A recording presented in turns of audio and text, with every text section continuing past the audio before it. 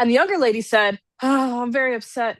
I'm having a rough week. I just found out that my boyfriend of 3 years is married." And the other lady, the elder lady, said, "Mm-hmm. Yep, that's how men are." And the younger lady went, "I don't even know if I believe him when he says he has cancer anymore." And the older lady said, "Yep, that's just how men are." Welcome to Bad Life, Good Advice. I'm Anya. And I'm Jen. We take listener questions and internet dilemmas. And apply common sense to situations that do not need to be this difficult. Basically, the two stories we have are all about relationships and what you should and should not do. We also have an article about sleeping. Did the Industrial Revolution make you tired? Let's find out. The first dilemma is pretty juicy. This guy, he met this girl in college, met her at a party. They were kind of like in a situationship, not quite relationship, but it did last on and off for a couple of years. And I don't really know how much they saw each other or what that entailed, but that's what he said. He did note that the relationship always felt a little bit off, and they did eventually split up. Now, a few years later, scrolling on Instagram, he came across her profile. They were friends. He added her. And then comes to find out that this girl has a husband, has children, and she had the husband and the children when they were kind of dating on and off. So even though they're no longer together, he felt really bad about the whole situation. Messaged her husband, told him the whole truth, laid it all out. He said he didn't know anything. Then he kind of watched it play out. They did end up separating, and he wants to know if he's the jerk for ruining the marriage. Well, he didn't ruin their lives. She messed everything up. So I don't think he's the jerk. I 1,000% agree with you. That being said, I have a couple questions. I could see if you were maybe dating this girl on and off for a couple months, but if you're in a relationship allegedly on and off for her for a couple years, how do you not know? Did you not think to find her Instagram before? I mean, we're old people, and Instagram was around when we were young, so it's not like brand new. And then how did this girl keep up this whole ruse? That's what I want to know. She has a husband, she has multiple children, and then she has time on the side to see this guy. Where does she find time to sleep alone in her bed by herself? Read a book. I don't understand. I don't know. Some people just have way more energy than we do. Yeah, I guess we do have old souls. This is the thing that happens. One time I was in the bathroom of All American Rejects concert at the House of Blues, and I heard there were two cleaning ladies speaking to each other. One was older, one was younger. And the younger lady said, "Oh, I'm very upset. I'm having a rough week. I just found out that my boyfriend of 3 years is married." And the other lady, the elder lady, said, "Mm-hmm. Yep, that's how men are." And the younger lady went, "I don't even know if I believe him when he says he has cancer anymore." And the older lady said, "Yep, that's just how men are." And I don't know if I was more freaked out by the situation with the younger lady or the fact that the older lady was totally unfazed. This was just a conversation that happened. I've known you for so long and never heard this story. It's funny because you were there. And I think I was with you at that concert. You taught me how to make a bracelet out of a fork. So this happens. I don't know. I think that, well, one, he probably wasn't that interested in having a real relationship, so he didn't keep tabs on her. And so if they're just hanging out when they're free, I could see how the guy who was just in a situationship with, which is a stupid word, by the way, like just culture, stop. I don't know how else to call it. And it's not you. You didn't create the word. You're using the word appropriately. The word was thrust upon us against our will. Anyway, I guess I believe that he didn't know. And I fear that the husband probably had some ideas of stuff going on. Maybe he just, a lot of times in those situations, you don't want to admit what's going on. For sure. I don't think he's a jerk. And I think that it's good that her husband knows the truth. It's awful, but I would want to know because, well, there are a lot of reasons. One, you want to make sure all those kids are yours. That's horrible, but like you should know that those kids are yours, right? Mm-hmm. And then, diseases are a thing, you gotta get checked out. And then how are you supposed to have a proper relationship? And it's just causing like a darkness on your heart. It's the kind of thing that it wears you down. Lies like that just like eat families from the inside out. Yeah, I think telling the guy was the right thing to do. I definitely think the guy should know because then at least he can decide for himself what he wants to do. And the other thing is, it's just dishonest all around. I really don't want to psychoanalyze cheaters. Don't do it. Okay, I agree. Don't cheat on your husband for Yeah. many, many years. We do think, at least when you found out about it, you did the right thing. Yeah. And also, maybe trust your gut because the whole time you thought something was off about this lady, and clearly she was off. Oh, so how do you avoid the situation? I always say do a good internet stalk on anyone you date. We mean, legal internet research. There's a lot of things that are public record, let's say. We're not Hmm. saying like stalk this person every day, but try to get some background on the person you date. Because even if that person had just downloaded Instagram and friended her, I don't know, a year or two in, maybe they would have found out this a lot sooner. And that's not even really stalking. That's just being Instagram friends with the person you're dating. I think that's a perfectly normal thing, right? But it doesn't even have to go that deep. You can just make sure that you talk to some of their friends, some people that have known them for a while, and see Mhm. if you can get a vibe check on them. Because it's always weird to me when somebody's like, oh, yeah, I've been dating so and so for weeks, but I don't want them to meet my family or my friends. That's not normal. If you meet them at work, meet somebody outside of work that knows them or school. What we learned from this story is not your fault. Be aware of your surroundings. Do some research on the people you're dating. And that's our advice. So, what are we talking about? Well, we have somebody who is mad at her boyfriend because he has a lady friend, but she has a guy friend. So who's the hypocrite now? Now, early on at the beginning of this relationship, the girlfriend kind of made it a big deal and told the boyfriend, hey, my best friend is a boy, and I have other friends that are boys. And it really bothers me when you can't have friends of the opposite sex. He said, okay, that's fine. Cool. Now, over time, he met another girl, I think through one of his classes, and they became pretty good friends, like almost best friend status. And the girlfriend is mad, very mad. She basically told him not to be friends with this wench, called her other not so nice names, like what a witch. Please don't make that our thumbnail. She said he cannot be friends with her anymore. And then he goes, wait a minute, you were the one that implemented this rule. Your best friend's a dude, and why are you the only one that can be friends with boys, but I can't be friends or best friends with girls? So what's fair here? What are you thinking? I definitely don't think that it's fair that he has a different set of rules than she has. The thing that bothers me is she was the one that made the rule. Why does it only apply to her? I also noticed that she doesn't like him having friends that are girls, but she didn't say, we need to get rid of this rule altogether. I'll stop being friends with boys. It does sound like she just wants to apply the rule to him. This is sketchy. I don't want to accuse her of cheating or anything like that outright, but it's a little sketchy if she's calling his friends all of these names, maybe making some implications of like, oh, since you're friends with this girl, you could cheat on me. I don't know.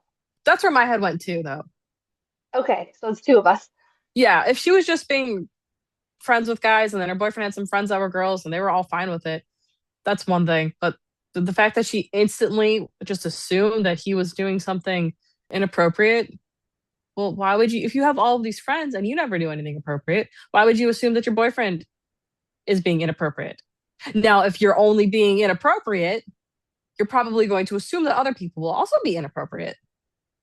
So I think that there's a good chance that she is, if she's not full on cheating, she might be like emotionally cheating.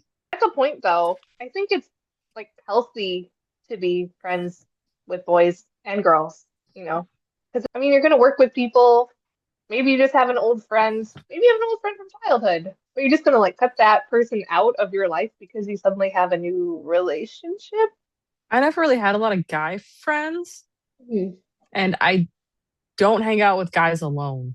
If my husband was hanging out alone with girls at this point, it would be kind of weird, unless it was somebody like you, who was my friend, right? So I Hmm. guess there are a couple exceptions, but it would mostly be like my friends, boyfriends slash husbands. I don't know why I would hang out with them one on one, but if there was like a reason for it, if your fiance was like, Jen, I don't know what to get on you for a birthday, meet me at the store, that would be one thing. I don't have any long-term guy friends that were grandfathered in before I knew my husband. And at this point, to just be like, oh, I'm just going to hang out with this guy one on one, it would be weird because it's when you're in college, it's different than when you're in your 30s. Like when you're in college, it's very normal to just hang out with whomever, whatever. I did that all the time. So I do think that your phase of life matters. And then what relationships you already had matter. And maybe that's why she's weirded out too, to give her a little bit of grace and pretend she's not the bad guy right off the rip.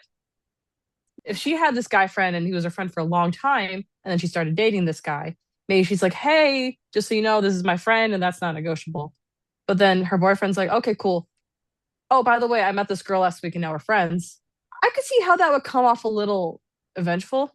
I guess my thing too with that is it definitely, especially the older you get, it sort of depends on the type of situation you're in. Mhm. For example, like some of my really old friends who I've known before my partner, like I'm fine hanging out with them, but I've known them forever. And most of them are married anyway. So conversely, Right. when I did this sport archery tag, it was mostly like a guy related sport. And I was terrible at archery tag, by the way. I don't recommend it. I don't like it personally. But some of my teammates were dudes, but I mean, my fiance wasn't mad that I was doing a group sport activity where there were guys. That's like a situation where I wouldn't be like, that's a bad thing that you're doing volleyball or archery tag, you know? But you're also not alone with those people. So I think that context matters a whole lot. Yeah, at this point, if there was a guy that I really liked platonically, I would just hang out with him and my husband, Yeah. or him and his wife, or whatever, or a group at work. And maybe if I met somebody and then 20 years from now we're still friends, it would be different. Back to the scenario, it seems since the person said school that they seem younger. So I want to Yeah. put myself like when you're like 19 or 20 years old. I definitely hung out with a lot more friends then. Now I'm like a hobbit hermit lady. But Well, I feel like when you're in college, though, you don't necessarily make plans. You just Mhm. kind of run into people and go, you Yeah. doing something? Let's go do a thing. Like in this situation to me, I just feel I hope that the guy genuinely just looks at this girl as a friend. So here's how you apply this to your life, though. Okay. You need to agree as a couple, you need to agree on what the boundaries of your relationship are. Because some people are totally fine having all the friends of all the genders, and some people are not. And you need to be on the same page. And you really should have the same rules. But I guess if you have different rules, then you have to agree on that too. Your relationship, do what you want. But if you don't agree on what the rules are, then somebody's going to be overstepping somebody's boundaries. And you're Hmm. never going to have a solid relationship based on the trust and the values that you need. You can't not trust each other. Hmm. And if something makes you uncomfortable, then maybe she needs to, if she realizes that, oh, actually, I don't like him hanging out with girls, then she needs to realize that either this relationship is over or she needs to stop hanging out with guys. The other thing too is if you guys are younger, I don't really see why you can't meet some of her guy friends and then she can't meet your girlfriends and Well, that's the like what thing. Why don't you I all don't hang get out it. together? That's what I'm saying. It's the one-on-one thing that's weird to me. Yeah.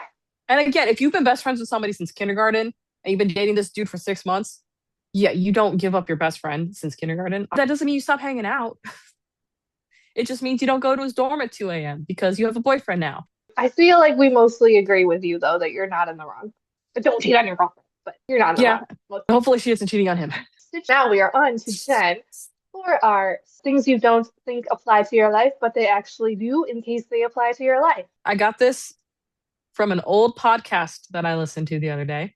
It's called Jimmy Akin's Mysterious World, and it is my favorite podcast. I highly recommend.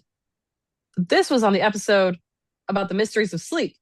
He always links a bunch of resources in his show notes. And one of them was this article from 2012 in the BBC. And it is called The Myth of 8 Hour Sleep. So this article basically talks about how before lights and before lots of people had access to candles and stuff, it was very common for people to sleep in like two kind of blocks. So it started off with, of course, a study, right?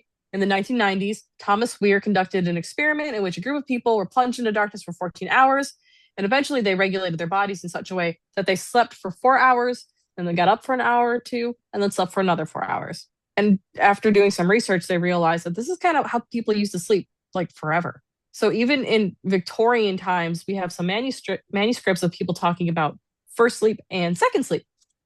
And then they have other times where this is referenced. A doctor's manual from 16th century France advised that it's the best time for couples to hang out together because you're up for an hour. What you gonna do? And then it talks about the Tiv tribe or Tiv tribe in Nigeria and how they have first sleep and second sleep in their vocabulary. And basically, in the 1600s, when we started using street lamps and then electricity became more popular, especially in urban cities, and then candles became more popular because not everybody could afford candles, I Hmm. guess, like to Yeah. just burn them all night. So when it got dark, you'd lay down. So this whole notion that you need to go to sleep and sleep for 8 solid hours is very new, like the last couple 100 years. And so all of these people who are struggling with insomnia and they wake up in the middle of the night and they're panicking about how they can't get back to sleep. Actually, you probably shouldn't panic because it's very normal. That's what humans are have been doing for tens of thousands of years. So we changed our culture to well, now it's acceptable for you to be up at night and also you can see stuff. It's not always working out so great for everybody. Most people can sleep for 8 hours and it's fine. But I think that it's really interesting that I didn't even know about this until like last week. I used to panic when I would wake up in the middle of the night and not get back to sleep. It's just so interesting to me the things that are in our culture that are baked in that we don't even realize are totally against our nature as an animal. What do you think, Anya? I've heard of that concept. Um, even dating back to like caveman days, how with there would be like a group of cavemen and there would be wild animals. Some of the cave people would stay up at night as like a watch, and then the others would sleep in the morning, and then vice versa. They'd have sleep cycles to change to help each other. I do wonder if there wasn't the societal standard 9 to 5, if you were just on your own sleep schedule and didn't have to have work in the way of what that would be for you. I personally think, in general, I am more of a morning person. Like, if I get a good night's sleep, I can wake up and be up in like 5 to 10 minutes, happy to go. My fiance cannot. He'll wake up, but he'll be grumpy until he has a bunch of coffee. Conversely, though, he's a night person. So, like, sometimes he can work till like 1 or 2 in the morning. But if I get sleepy past like 10 or 11 o'clock, I am mean and grumpy. That's funny because I would watch these movies where people would take turns keeping watch because of the bad guys or the animals, and I would always think Yeah. like, how are you functioning? But it turns out we're actually built to do this. And it makes sense that some people are night owls and some people are morning people because you want somebody to be able to stay up late and watch the camp, but then you need people to wake up early. And I don't have work. I wonder if I go back into my normal sleeping habits. Because I remember one time I had this staycation and like almost every day I would just take a nap at like 2 o'clock for like an hour. And I don't know if it's my old age. But then when I went back to work the next week, I was just joking. I was like, oh no, this is time for my afternoon nap. I have to be working at 2 o'clock. And I was mad. I was gonna say that I would nap around 2:30. I think we should get naps at work. Are you more of a night person or an early bird person? I'm more of an early morning person, but I could absolutely see going to bed early and then waking up for an hour or two in the middle of the night and really loving that time and then going back to bed. I would love to wake up in the middle of the night and just read for half an hour. Before there was electricity and like even candles in the wintertime the sun sets earlier, right? So maybe people were just going to bed and then their natural sleep cycle did wake them up at midnight or 1 o'clock in the morning and they were up for a little bit and then they would just go back to bed. I do think in the summer I have a little more energy and it's probably just that does with the lighting and that it's warmer outside. I feel like if I'm in a good state of mind, I can usually fall back asleep. But if I'm worried about work or something happened with my family, then I definitely have more sleepless nights. And I do make a rule because every so often, for whatever reason, I just can't fall asleep sometimes past 12 or 1, and I know I have to go to work the next day. I will go in the spare bedroom because it's quieter. And then generally I can fall asleep if I force myself in like the solitude and the darkness. Yeah, aside from something weird like I'm sick or something, I never have problems going back to sleep. In fact, there have been times when I have slept all the way through, all 8 hours, and I hate that I like waking up a couple times, looking at the clock, realizing that I've got a few more hours and going back to Yeah. bed. I wish there was a way to know what your exact right sleep cycle could be and you could just have it full time. Because imagine if you were getting like the perfect amount of sleep that your body needed at the times your body preferred, how much more productive you might be. So how does it apply to your life? In a perfect world, everybody would figure out what sleep cycle works for them. Maybe everybody would be happier if everybody was getting enough sleep. But I think it's important to realize that if you're waking up in the middle of the night, that's normal and don't panic about it. And if it keeps happening to you, then maybe you can try to buffer in an extra half an hour or so. Although, disclaimer, if you actually do have a problem with it, like every night, try to see a doctor because we're not doctors.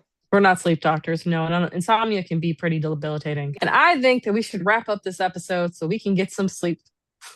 Yes, I agree. So if you guys here, try any new sleep schedules, let us know. We'd be interested to see what works for you. All right, Anya, what did we learn today? I think the theme of our episodes is don't sleep around and get enough sleep for yourself in your own bed for your own peace of mind.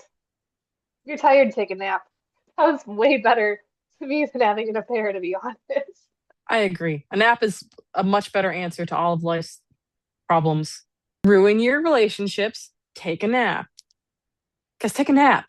We're laughing, but that's honestly bad life, good advice. You want keep it simple.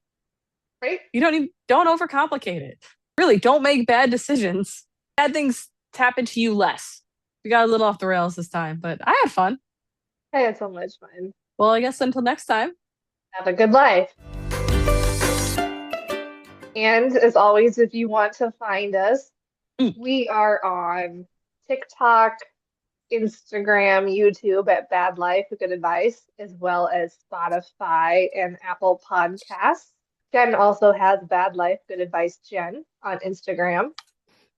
And as always, we are not doctors, nor are we sleep doctors. We're not lawyers, You're not cave people, financial advisors, cave women. counselors, therapists. I'm old, but I was not in the Industrial Revolution. I was not in the Industrial Revolution either. And as always, if you need a professional, please seek a professional who is not us. So, And as always, until next time, have a good life, everybody.